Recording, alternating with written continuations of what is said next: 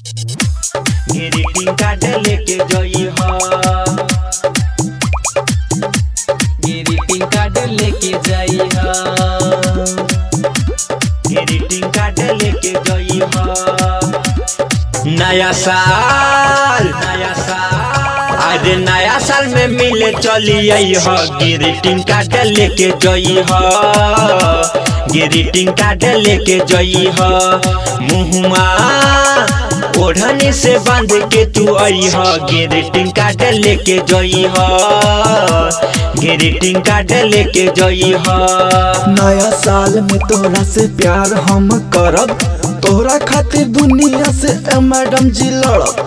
तू ही हऊ जान हमरा, तू ही तपरान हो, काहे लेके जात बाड़ू जान हमर जान हो। हैप्पी न्यू ईयर लिख ले बाड़ू तू केतना सुनर, उजर कर मलवा प मिलल जुलल जब जाई तू चुमाए गदिया अपन गोरे गलिया प।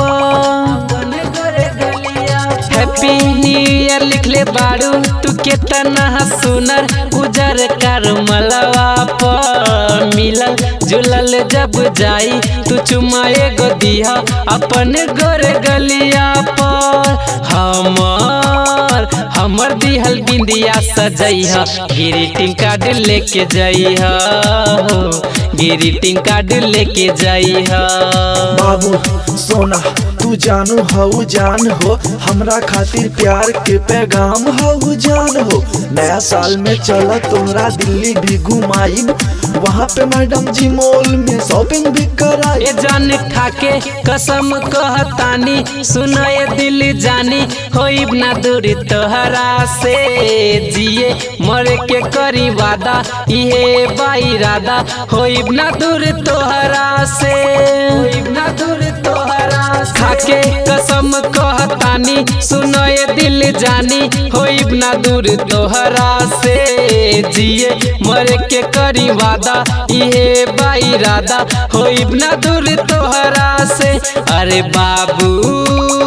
बाबूजी से बच के तू अइहा, ग्रीटिंग कार्ड लेके जइहा हो, ग्रीटिंग कार्ड लेके जइहा।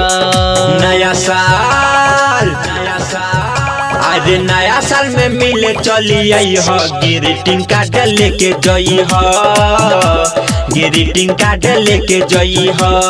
मुँहमा ओढ़नी से बांध के तू आई हो, ग्रीटिंग कार्ड लेके गई हो, ग्रीटिंग कार्ड लेके गई हो।